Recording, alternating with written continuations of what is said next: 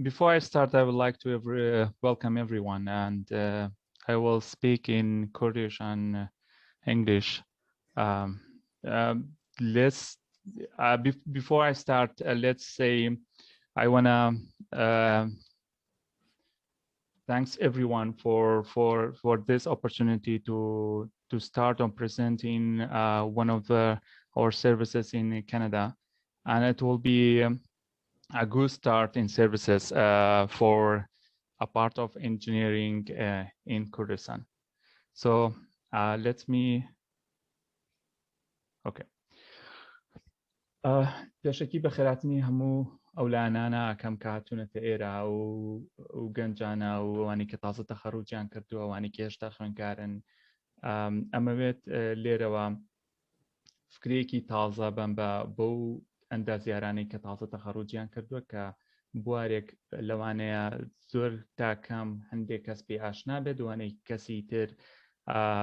هێشتا لای کەم بێت من تەنها ئۆڤەرویوکی شتەکان باسەکەم ناچمە زۆر تەفاسیلەوە چونکە هەر بەشێک کە باسێکێکم خۆی بۆ خۆی کۆرسێکە خۆی بۆ خۆی دیپلۆمایەکە خۆی بۆ خۆی تەفاسیلێکی زۆر هەڵەکێشێ پێشەکی پێشەوەی دەستکەم بە پرزنتیشنەکە وەکو لە هۆستەکەشا باسی کرد من زانکۆی سلێمانیم تەواو کردووە ماستەرەکەشمە لە هەمان زانکۆی سلێمانی تەواو کردو لەوێش بۆ ماوەیەک مامۆستا بووم دوای ئەوەی کە هاتوومەتە کەنەدا یەکەم کارکە کردومە دەستم کردووە بە گۆڕینی شادەکانم و ئێستا وەکو پرۆفشنال ئینجینێر لە مقاتعی وەکو بڵێ ویلایەتی بریتیش کۆلۆمبیا لە کەنەدا کارەکەم وەکو ئەندازیار کارم کردووە سەرەتا هەر وەک لە ئێوە لە دیزاین و لە درافتین و دەستم پێ کردو تاوگە حاڵەتێکی کێشتومەتەوەی موافقەتی ئەوم بەنێ وەکو ئەندازیارێک کار بکەم دوای چەند ساڵێک کارکردنم لە چەند کۆمپانیایەک توانیم مەجالێک بدۆزمەوە کە بتوانم خۆم تیا کار بکەم یەکێک لە پرۆژەکانە پێویستمان بە ڤیرچوەڵ ئینجینێرینگ بوو ئەو ڤیرچوەڵ ئینجینێرینە کەسێکی وا شارەزامان نەدۆزیەوە کە باگراوندێکی ئەندازیاری هەبێت بتوانێت ئیشەکەمان بۆ بکات زۆر بوار هەبوو ئەوانەی کە بکرات شەریکات هەبوو گەیمینگ کۆمپانی بوون شەریکات هەبوو شەریکاتی درۆن بوو UAV سیستم بوو بۆیە من هاتم کۆکراوی هەمویانم کۆ کردەوە لەگەڵ چەند تیمێکە هاتین شەریکێکمان دامەزران کە ئێستا حالیان سرویسمان هەیە بۆ چەند شەریکاتێک یعنی شەریکاتەکان ئێمە کاریان بۆکەینی خەڵک نییە B2B یاواتە بزنس تو بزنس تۆ بۆ شەریکاتی تر کارەکەیت لێرەیە ڤیرچوەڵ ئینجینێرینگ ئەمەوێت بە پێش ئەوەی باسی هەموو پرزنتیشنەکەم لە 6 بەشی ئەساسی پێکاتۆ یەکەمیان ڤیرچوەڵ ئینجینێرینگ چییە و دوایەوە فۆتۆگرامەتری کە پێکاتۆ لە 3D ماپین تێرستریالز ماپین دوای ئەوە سکانین لە دوو بەشە ئینتیریر و ئەکستیریر دوایەوە ریاڵیتی کاپچەر ریاڵیتی کاپچەر مەبەستمان لە چییە و کاپچرینگ مۆدلینگ ئینتیریرز ئەند پرۆدەکت لە دواترە AEC پرۆگرسمان هەیە ئەوە چییە ئەو لە چ بوارێکە ئێمە سوودی لێ بینین ئەو لە ئاخیریشدا پێوترێ XR ئەپلیکیشن واتە AR and VR ئەپلیکیشن ئێمە ئەمانە هەمووی کۆکراوی خۆمانە و تەنها یعنی ئەتوانین بڵێ هەر بوارەی کۆمپانیایەکەیکە هەر بارەی کۆمپانیایەک بۆ بوارێکی تر ئەیکا لەوانەیە زۆر جار مەسەلەن فۆتۆگرامەتری هەبێت شەریکەیەک بیکات کە اختصاصی ئەندازیاری نەبێت ئێمە زۆربەیمان هێناوە تەنها لە بواری هەندەسیە ئیشەکەی ڤیرچوەڵ ئینجینێرینگ بەشی یەکەممانە ڤیرچوەڵ ئینجینێری مەبەستمان لە چییە واتە هەر شتێک تۆ بتەوێت بیهێنیت لە جیۆمەتریک مۆدلی لە ئەگەر مۆدلێکی جیۆمەتریک بێت بیهێنیت بیکەیت یعنی تۆ 3D مۆدلین لە واقعەکەەوە شتێکت هێناوە ئەیکیتەوە ناو دیجیتاڵی پێوترە ڤیرچوەڵ ئینجینێرینگ ڤیرچوەڵ ئینجینێری ئێمە لەوانەیە زۆر بەمان بەکاری بێنین ڕۆژانە یا واتە تۆ ئۆتۆکادێکە مەسەلەن بۆ دیزاینێکەکەی دیزاینەکە بۆ ئۆتۆکادێکی بە ڕڤیتێکی بە هەر شتێکێکی ئەمە دیجیتالیە ڕاستە ئەمە دیجیتاڵایزە بەڵام توی دواتر پرینتیەکەی ئەبێتە ناو موقعەوە ئەمە دواتر تۆ دیجیتاڵایزە و کرد دوایەوە هاتوویتەوە جارێکی ترەچیتەوە بۆ شێوازە کۆنەکە کە دەردبین زەڵێ هاتوویتەوە سەر ئۆڵد سکۆڵ یعنی لە شێوازە تازەکەەوە گەڕاویتەوە جارێ شێوازە کۆنەکە نه ڤیرچوەڵ ئینجینێرین مەبەستە لەوەیە ئەو پرۆجێکتی کە هەمانە ئەو پرۆجێکتەکە ئاخود پرۆجێکتێکی هەندەسی بێت یاخۆ هەر شتێکی تر بێت تۆ لە ئەوڵەوە لە سەرتاوە لە یەکەم نقطەی دەستپێکردنەوە تا ئەو گەیتە ئەو دقەیە کە کۆتایی پێئهێنیت هەمووی بە دیجیتاڵی بڕوە هەمووی بە ڤیرچوەڵی بڕوە ئەمە لێرە ڤیرچوەڵ ئینجینێرینگ جا ڤیرچوەڵ ئینجینێرینگ زۆر دووسێ پرۆسە ئەگرێتەوە هەنێ ترمینۆلۆژی هەیە بۆ ئەوەی ئەو کەسانی کە ویستیان بڕۆنە ناو ئەو بوارانەوە ئەم کەلیماتانیان زۆر جوێ لێ بێت پێوترێت VDC VDC ینی Virtual Design and Construction کەواتە ئێمە زۆربەی کەوتمان دیزاینەکانەکەین بە ڤیرچوەڵ دیزاینێکین ڕاستە بە تۆکاتە کۆمپیوتەرە یا شتانە بەکارێنین یا 3D بەکارێنین بەڵام بۆ کۆنستراکشنەکە گەڕینەوە سەر ئۆڵسکوڵە چ گەڕینەوە سەر ئەو شێوازە کۆنەی کە هەمانە وەرەقەی کە هەمانە بەکاری بێنین بەڵام تۆ چۆن وای لێ بکەیت کە ئەو دیجیتەلایزە بەکار بێتەوە لە کۆنستراکشنە تۆڵی من ئەندازیارێکم ئەمەم بۆ چییە زۆر شەریکاتی گەورە هەیە بڵێ شەریکاتێکی گەورەیە ساحەبی ئەو شەریکەیە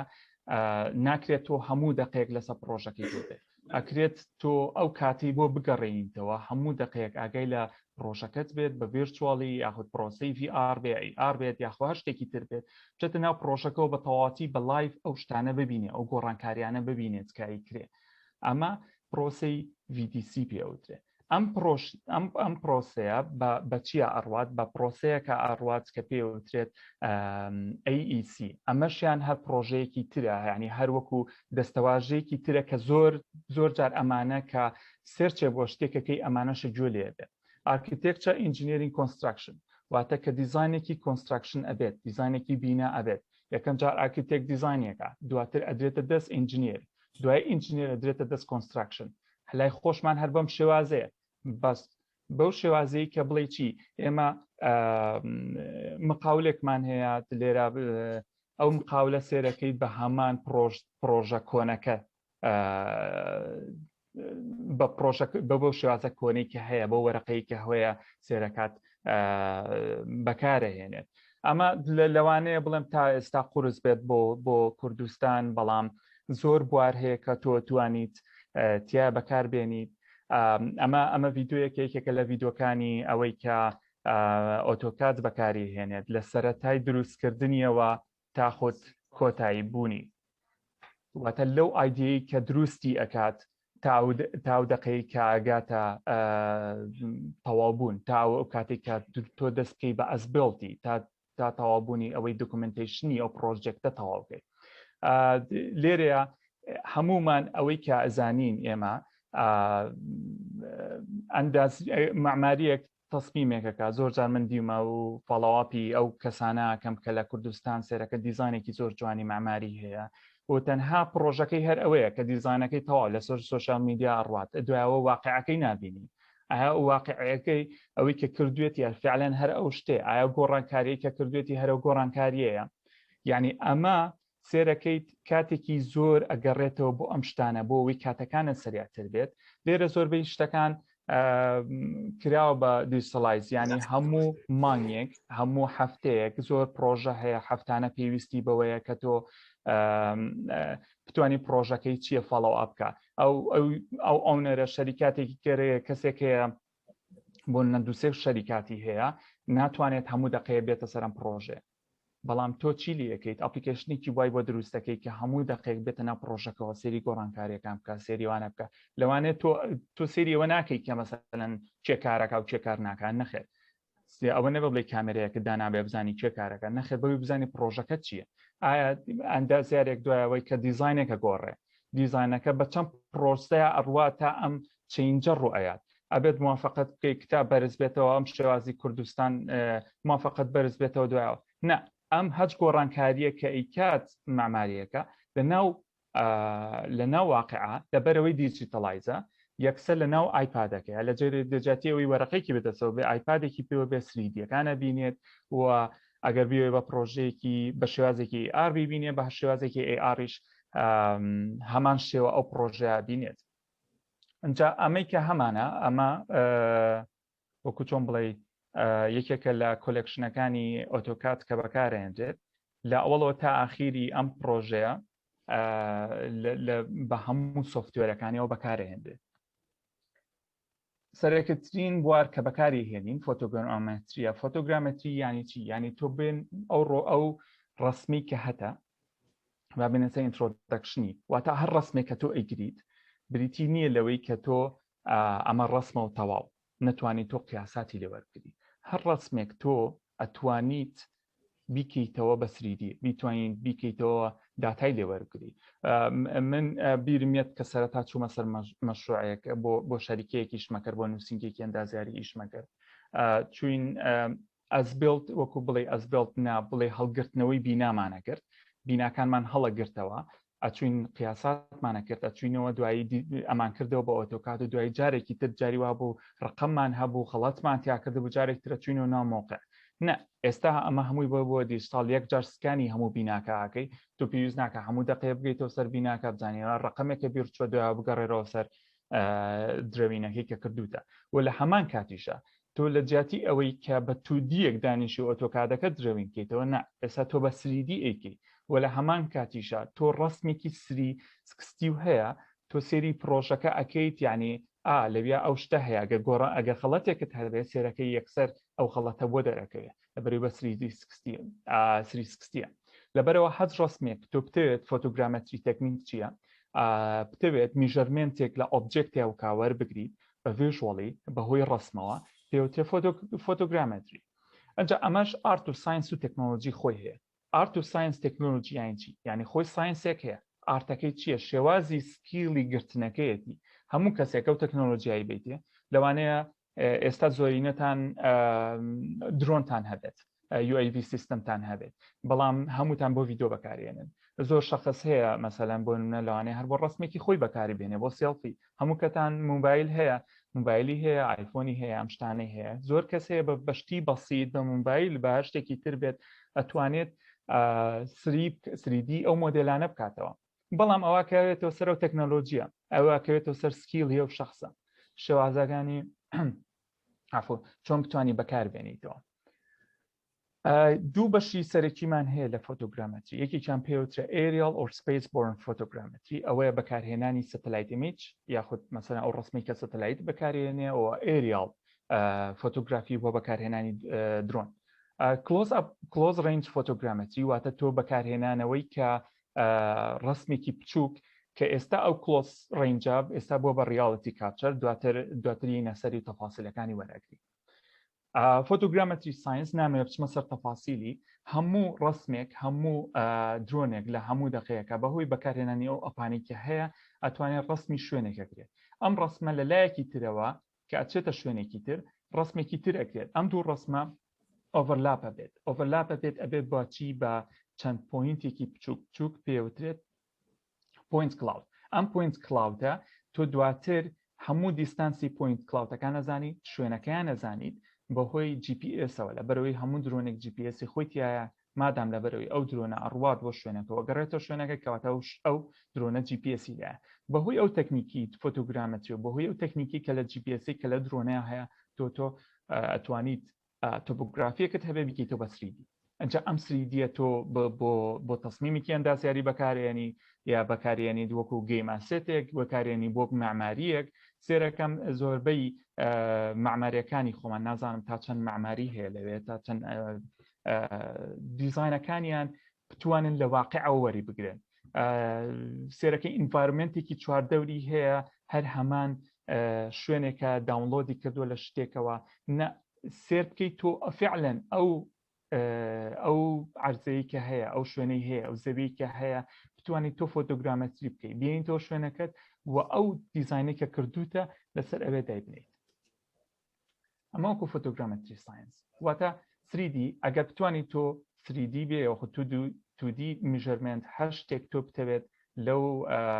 ڕسمانە وەربگریت ئێستا ئەمە ڕسمێکی ئێریاڵە وەرمانگرتووە توانیوێتیت بە 1 سانتیمەتر ڕێنج یعنی 1 سانتیمەتر ئەکورنسی بتوانیت تۆ ئەو شوێنەی کە هەتە بە 1 سانتیمەتر و لە 1 سانتیمەتر کەمتر ئەوەکەوێتەوە سەر دقەی ئەو کامێرایی کە تۆ هەت دواتری سەر تەفاسیلی کامێراکان ئەوانە چۆنە نازانم کاتەکانم کەمە ناتوانم عفو دەستم مالە کۆتایی شتەکەیە. Sorry, Mr. Hesti, you only have 5 minutes. If you can conclude your presentation, please. Yeah. Okay.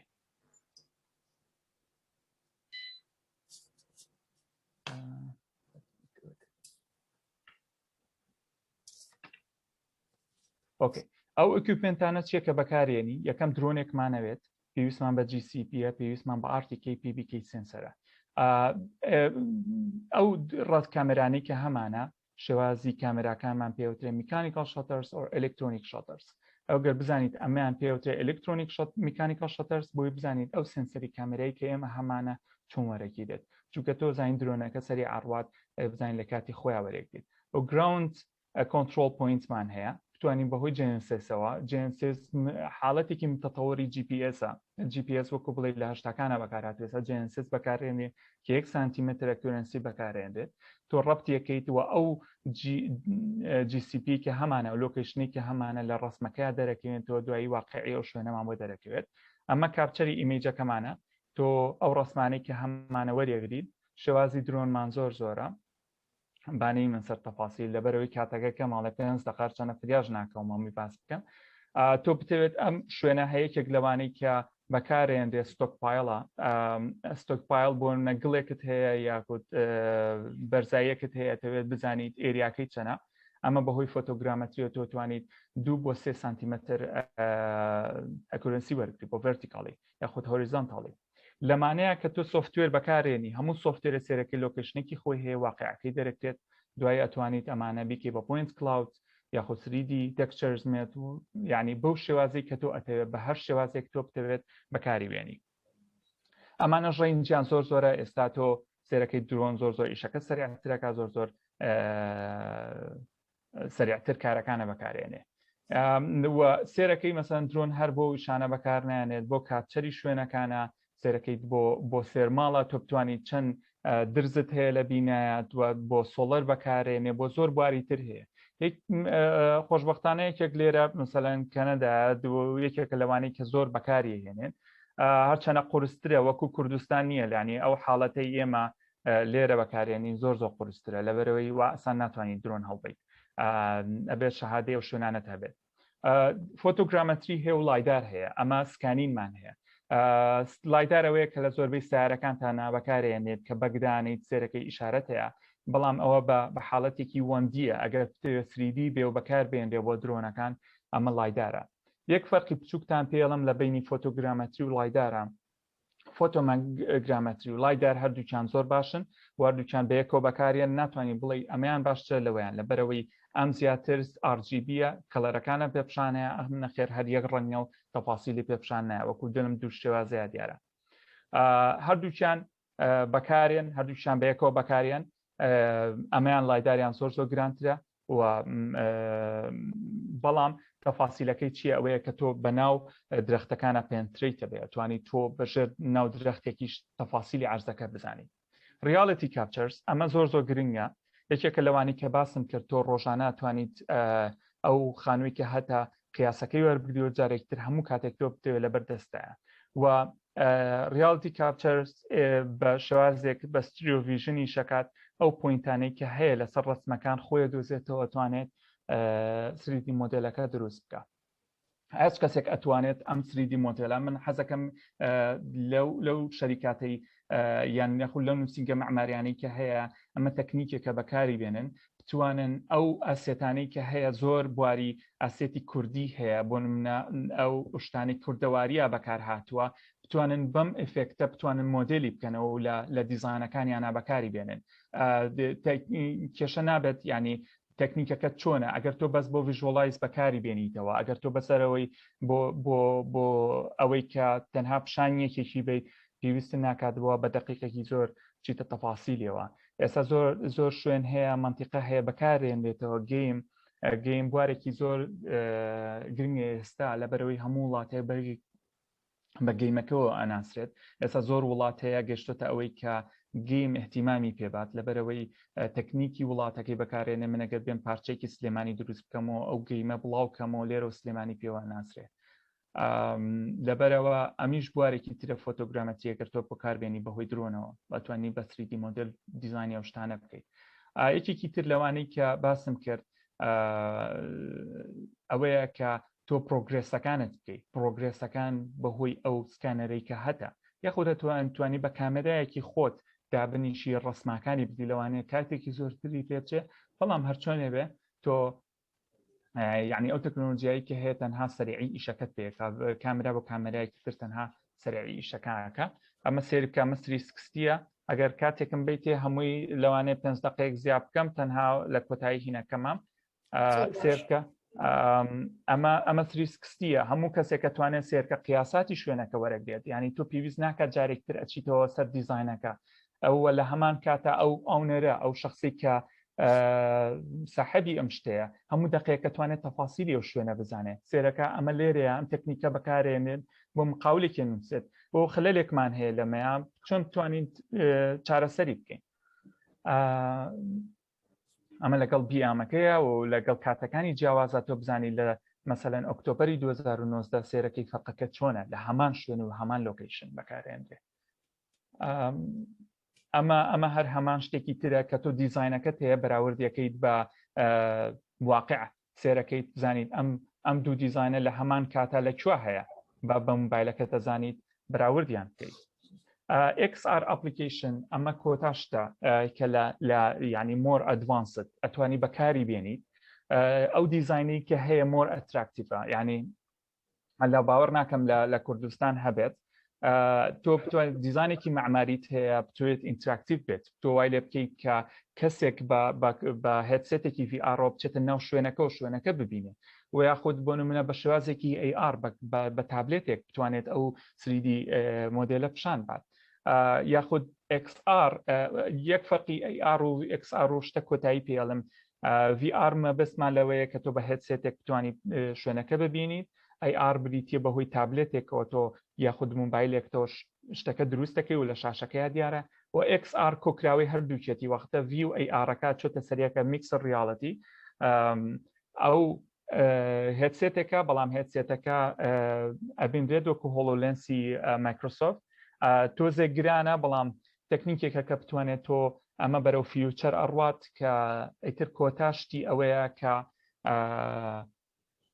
بەکار پێێنرێت لە فیوچەرە ینی ئەموو ئیکێمە هەمانە کۆنستراکشن هەمووی بەرەو ئەو شێوازە ئەڕوات